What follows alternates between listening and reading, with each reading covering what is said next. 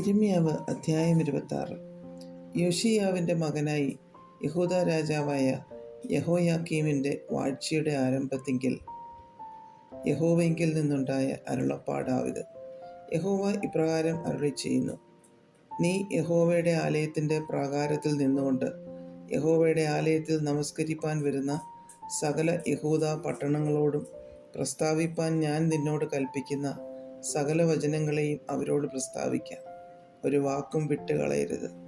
അവരുടെ ദുഷ്പ്രവൃത്തികൾ നിമിത്തം ഞാൻ അവർക്ക് വരുത്തുവാൻ വിചാരിക്കുന്ന അനർത്ഥത്തെക്കുറിച്ച് ഞാൻ അനുതപിക്കത്തക്കവണ്ണം പക്ഷേ അവർ കേട്ട് ഓരോരുത്തൻ താൻ്റെ ദുർമാർഗം വിട്ടുതിരിയുമായിരിക്കും.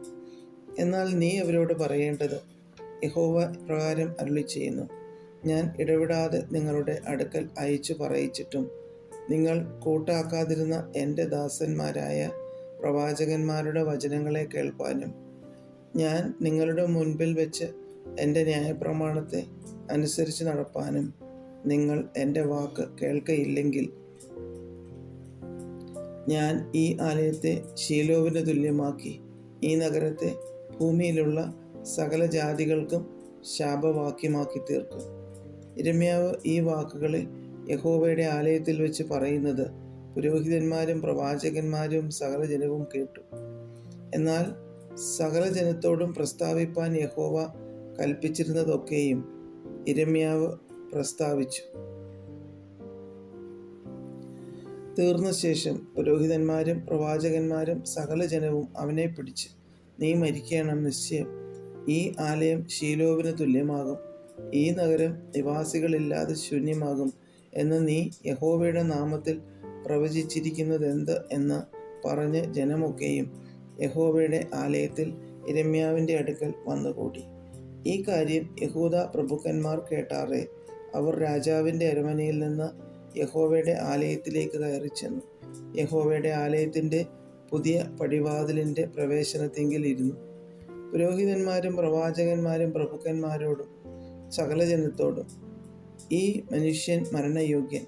അവൻ ഈ നഗരത്തിന് വിരോധമായി പ്രവചിച്ചിരിക്കുന്നത് നിങ്ങൾ സ്വന്തം ചെവി കൊണ്ട് കേട്ടുവല്ലോ എന്ന് പറഞ്ഞു. അതിന് യിരെമ്യാവ് സകല പ്രഭുക്കന്മാരോടും സർവ്വജനത്തോടും പറഞ്ഞത്: നിങ്ങൾ കേട്ടിരിക്കുന്ന വാക്കുകളൊക്കെയും ഈ ആലയത്തിനും ഈ നഗരത്തിനും വിരോധമായി പ്രവചിപ്പാൻ യഹോവ എന്നെ അയച്ചിരിക്കുന്നു. ആകയാൽ നിങ്ങൾ നിങ്ങളുടെ നടപ്പും പ്രവൃത്തികളും നന്നാക്കി നിങ്ങളുടെ ദൈവമായ യഹോവയുടെ വാക്ക് കേട്ടനുസരിപ്പിൻ. എന്നാൽ യഹോവ നിങ്ങൾക്ക് വിരോധമായി അരുളി ചെയ്തിരിക്കുന്ന അനർത്ഥത്തെക്കുറിച്ച് അനുതപിക്കും. ഞാനോ ഇതാ നിങ്ങളുടെ കയ്യിൽ ഇരിക്കുന്നു. നിങ്ങൾക്ക് ഇഷ്ടവും ന്യായവും ആയി തോന്നുന്നത് പോലെ എന്നോട് ചെയ്തു കൊള്ളുവിൻ.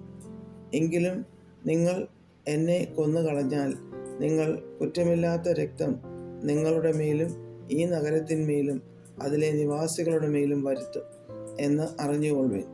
നിങ്ങൾ കേൾക്കെ ഈ വാക്കുകളൊക്കെയും പ്രസ്താവിക്കേണ്ടതിന് യഹോവ എന്നെ നിങ്ങളുടെ അടുക്കൽ അയച്ചിരിക്കുന്നു, സത്യം. അപ്പോൾ പ്രഭുക്കന്മാരും സകല ജനവും പുരോഹിതന്മാരോടും പ്രവാചകന്മാരോടും: ഈ മനുഷ്യൻ മരണയോഗ്യനല്ല, അവൻ നമ്മുടെ ദൈവമായ യഹോവയുടെ നാമത്തിലല്ലോ നമ്മോട് സംസാരിക്കുന്നത് എന്ന് പറഞ്ഞു.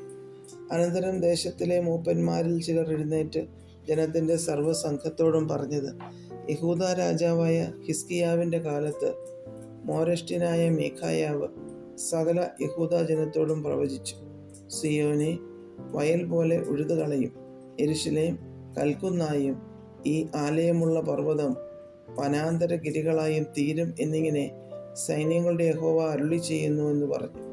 യഹൂദ രാജാവായ ഹിസ്കിയാവും സർവ്വ യഹൂദയും അവനെ കൊന്നുകളഞ്ഞുവോ? അവൻ യഹോവയെ ഭയപ്പെട്ട് യഹോവയോട് ക്ഷമയാചിക്കുകയും താൻ അവർക്ക് വരുത്തുമെന്ന് അരുളി ചെയ്തിരുന്ന അനർത്ഥത്തെക്കുറിച്ച് യഹോവ അനുതപിക്കുകയും ചെയ്തില്ലയോ?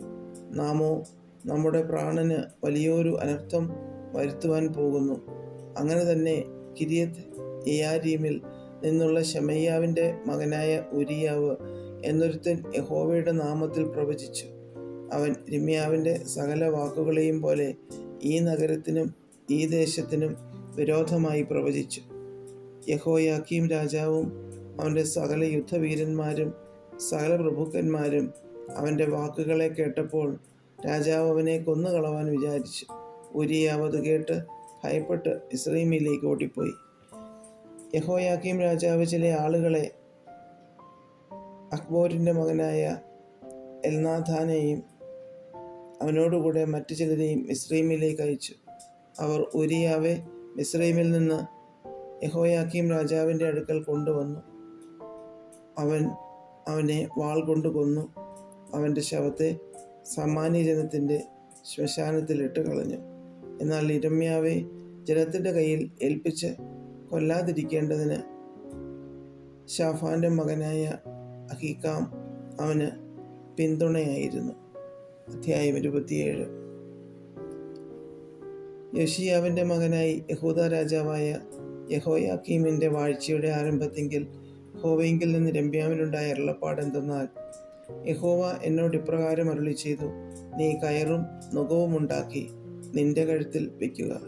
പിന്നെ അവയെ യഹൂദ രാജാവായ സിദക്കിയാവിൻ്റെ അടുക്കൽ വരുന്ന ദൂതന്മാരുടെ കയ്യിൽ ഏദോം രാജാവിനും മോവാബ് രാജാവിനും അമ്മോന്യരുടെ രാജാവിനും സോർ രാജാവിനും സീദോൻ രാജാവിനും കൊടുത്തയച്ചു. തങ്ങളുടെ യജമാനന്മാരോട് പറവാൻ നീ അവരോട് കൽപ്പിക്കേണ്ടത്, ഇസ്രായേലിൻ്റെ ദൈവമായ സൈന്യങ്ങളുടെ യഹോവ ഇപ്രകാരം അരുളി ചെയ്യുന്നു, നിങ്ങളുടെ യജമാനന്മാരോട് ഇപ്രകാരം പറവിൻ, ഞാൻ ഭൂമിയെയും ഭൂതലത്തിലെ മനുഷ്യനെയും മൃഗങ്ങളെയും എൻ്റെ മഹാശക്തി കൊണ്ടും നീട്ടിയ ഭുജം കൊണ്ടും ഉണ്ടാക്കിയിരിക്കുന്നു. എനിക്ക് ബോധിച്ചവന് ഞാനത് കൊടുക്കും.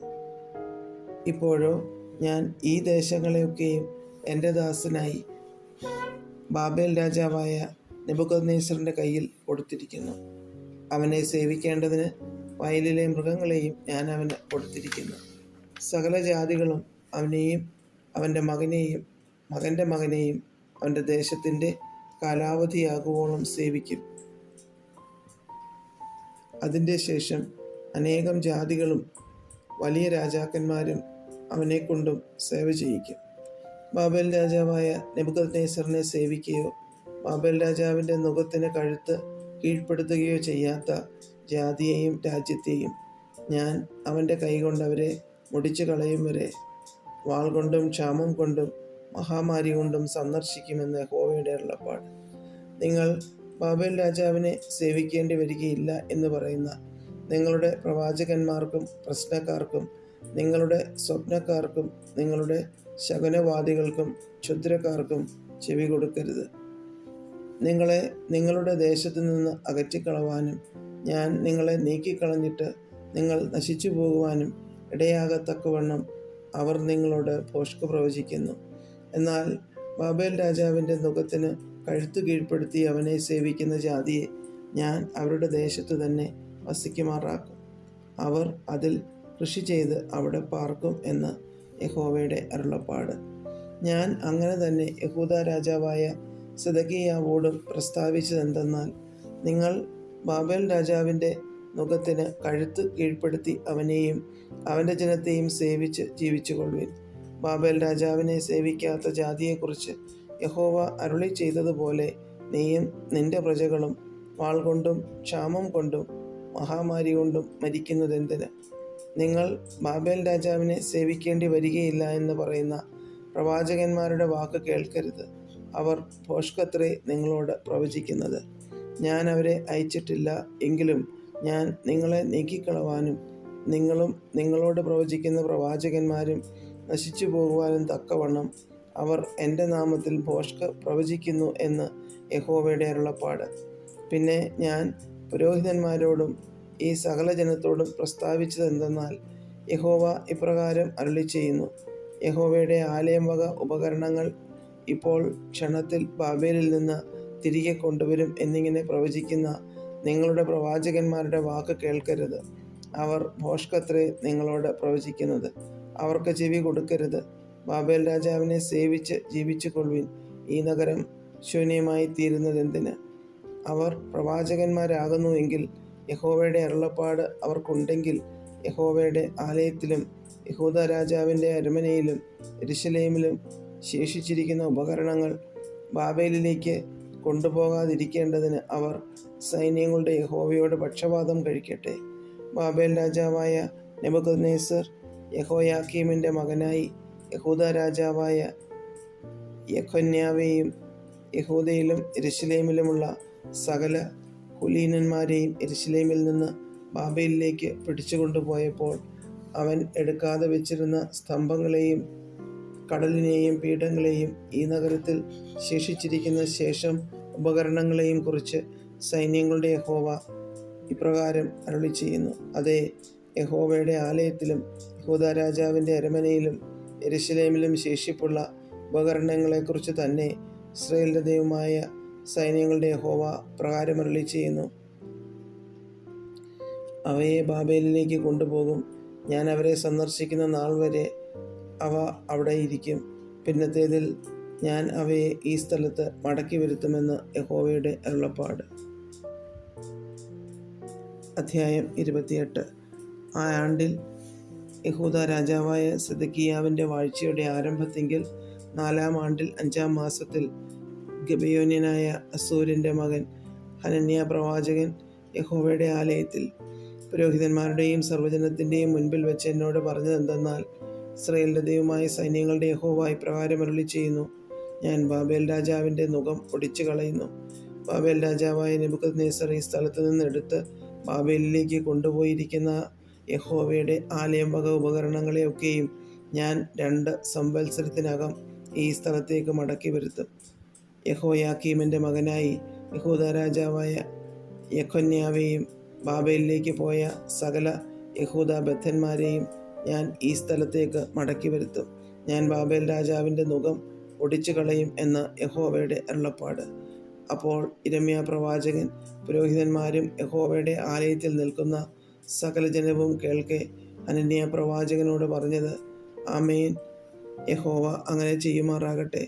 യഹോവയുടെ ആലയം വക ഉപകരണങ്ങളെയും സകല ബദ്ധന്മാരെയും അവൻ ബാബേലിൽ നിന്ന് ഈ സ്ഥലത്തേക്ക് മടക്കി വരുത്തുമെന്ന് നീ പ്രവചിച്ച വാക്കുകളെ യഹോവ നിവർത്തിക്കുമാറാകട്ടെ. എങ്കിലും ഞാൻ നിന്നോടും സകല ജനത്തോടും പറയുന്ന ഈ വചനം കേട്ടുകൊള്ളുക. എനിക്കും നിനക്കും മുമ്പ് പണ്ടേ ഉണ്ടായിരുന്ന പ്രവാചകന്മാർ അനേക ദേശങ്ങൾക്കും വലിയ രാജ്യങ്ങൾക്കും വിരോധമായി യുദ്ധവും അനർത്ഥവും മഹാമാരിയും പ്രവചിച്ചു. സമാധാനം പ്രവചിക്കുന്ന പ്രവാചകനോ അവൻ്റെ വചനം നിവൃത്തിയാകുമ്പോൾ അവൻ സത്യമായിട്ട് യഹോവ അയച്ച പ്രവാചകൻ എന്ന് തെളിയും എന്ന് യിരെമ്യാ പ്രവാചകൻ പറഞ്ഞു. അപ്പോൾ ഹനന്യാ പ്രവാചകൻ യിരെമ്യാ പ്രവാചകൻ്റെ കഴുത്തിൽ നിന്ന് ആ നുകം എടുത്ത് ഒടിച്ചു കളഞ്ഞിട്ട് സകല ജനവും കേൾക്കെ, ഇങ്ങനെ ഞാൻ 2 സംവത്സരത്തിനകം ബാബേൽ രാജാവായ നെബൂഖദ്നേസറിൻ്റെ നുകം സകല ജാതികളുടെയും കഴുത്തിൽ നിന്ന് എടുത്ത് ഒടിച്ചു കളയുമെന്ന് യഹോവ അരുളിച്ചെയ്യുന്നു എന്ന് പറഞ്ഞു. യിരെമ്യാ പ്രവാചകനോ തൻ്റെ വഴിക്ക് പോയി. ഹനന്യാ പ്രവാചകൻ യിരെമ്യാ പ്രവാചകൻ്റെ കഴുത്തിൽ നിന്ന് നുകമെടുത്ത് ഒടിച്ചു കളഞ്ഞ ശേഷം യിരെമ്യാവിന് യഹോവയുടെ അരുളപ്പാട് ഉണ്ടായതെന്തെന്നാൽ, നീ ചെന്ന് ഹനന്യാവോട് പറയേണ്ടത്, യഹോവ ഇപ്രകാരം അരുളിച്ചെയ്യുന്നു, നീ മരം കൊണ്ടുള്ള നുകം ഒടിച്ചു കളഞ്ഞു, അതിന് പകരം നീ ഇരുമ്പ് കൊണ്ടുള്ള ഒരു നുകം ഉണ്ടാക്കിയിരിക്കുന്നു.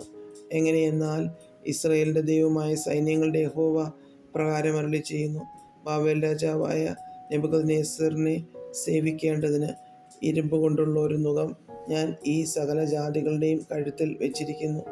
അവർ അവനെ സേവിക്കേണ്ടി വരും. വയലിലെ മൃഗങ്ങളെയും ഞാൻ അവന് കൊടുത്തിരിക്കുന്നു. പിന്നെ യിരെമ്യാ പ്രവാചകൻ ഹനന്യാ പ്രവാചകനോട്, ഹനന്യാവേ കേൾക്ക, യഹോവ നിന്നെ അയച്ചിട്ടില്ല. നീ ഈ ജനത്തെ ഭോഷ്കിൽ ആശ്രയിക്കുമാറാക്കുന്നു. അതുകൊണ്ട് യഹോവ ഇപ്രകാരം അരുളിച്ചെയ്യുന്നു, ഞാൻ നിന്നെ ഭൂതലത്തിൽ നിന്ന് നീക്കിക്കളയും. ഈ ആണ്ടിൽ നീ മരിക്കും. നീ യഹോവയ്ക്ക് വിരോധമായി മത്സരം സംസാരിച്ചിരിക്കുന്നു എന്ന് പറഞ്ഞു. അങ്ങനെ ഹനന്യാ പ്രവാചകൻ ആ ആണ്ടിൽ തന്നെ 7-ാം മാസത്തിൽ മരിച്ചു.